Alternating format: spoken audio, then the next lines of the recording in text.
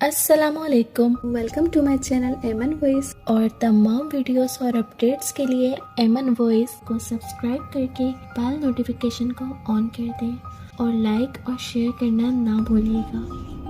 جو لوگ مجھ سے اپنی زندگی پر بیتے ہارر واقعات شیئر کرنا چاہتے ہیں تو اسکرین پر میرا انسٹاگرام اکاؤنٹ ایمن وائس شو ہو رہا ہوگا، تو آپ لوگ مجھے وہاں ڈی ایم کر سکتے ہیں اور اپنی سٹوریز سینڈ کر سکتے ہیں۔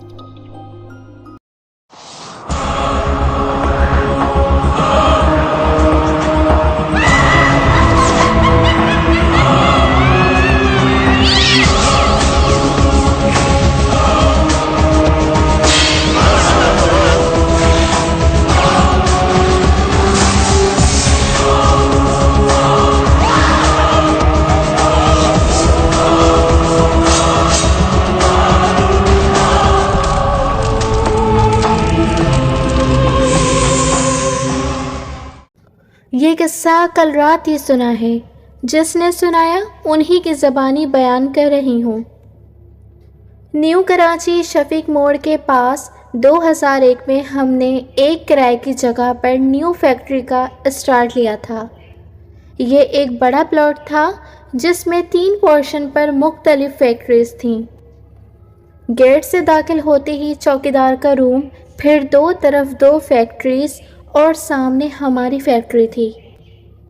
ہماری پورشن میں داخل ہوتے ہی سامنے آفس، ایک طرف گودام میں کچا مال اور دوسری طرف مشینز لگی ہوئی تھیں۔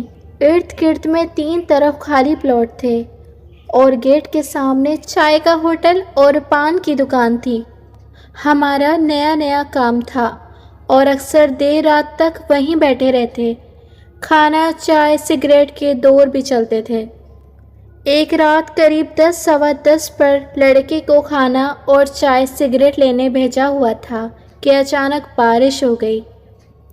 تھوڑی دیر بعد کھانا آ گیا تو سب ساتھ مل کر کھانے لگے۔ اس دوران باتوں میں لڑکے نے کہا کہ ہماری فیکٹری کی چھت پر شاید چوکیدار کی بیوی یا بیٹی بارش میں لال جوڑا پہنے اکیلی نہا رہی ہے۔ ہم نے اس کو کہا، زیادہ مت دیکھنا، یہ پٹھان اپنی عورتوں کے بارے میں کافی سخت ہوتے ہیں، کچھ غلط سمجھ لیا تو تجھے مار مور کر یہیں کسی خالی پلاٹ میں دفنا دیں گے۔ کھانے وغیرہ سے فارغ ہوئے تو بارش بھی رک گئی تھی۔ ہم سب گھر کے لیے نکلنے لگے۔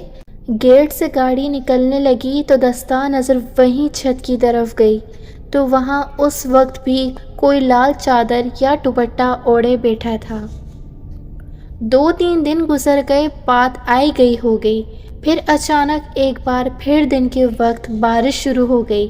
اس بار بارش کچھ زیادہ تیز تھی۔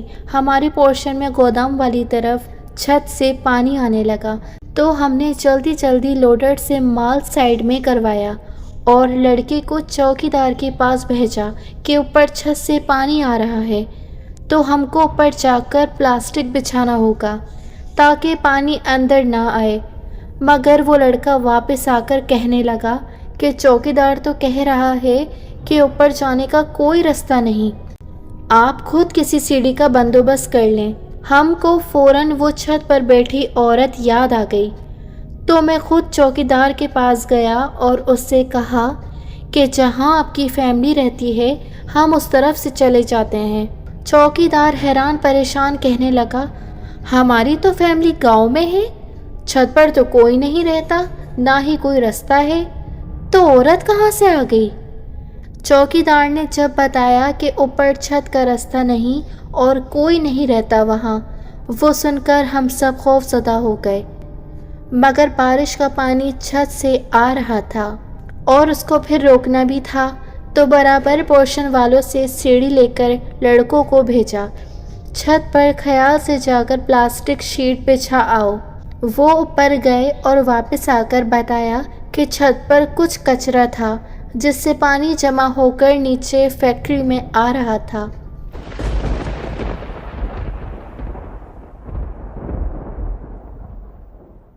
وہ دن تو خیریت سے گزر گیا، مگر جس عورت کو لال لباس میں دیکھا تھا اس نے دوسرے دن صبح ہی اپنا اثر دکھانا شروع کر دیا۔ ہوا یوں کہ لوڈر صبح باتھ روم گیا تو اس نے باتھ روم میں چیخنا شروع کر دیا۔ ہم سب وہاں گئے تو دروازہ اندر سے بند کر کے وہ زور زور سے چیخ رہا تھا کہ وہ عورت باتھ روم کے باہر کھڑی ہے، اسے گھور رہی ہے۔ ہم نے اسے بتایا کہ کوئی نہیں ہے یہاں، تم باہر آ جاؤ۔ اس نے باہر آ کر بتایا کہ دروازہ بند ہونے کے باوجود اسے محسوس ہوا کہ بلکہ اسے نظر آیا کہ وہ عورت اسے دیکھ رہی ہے۔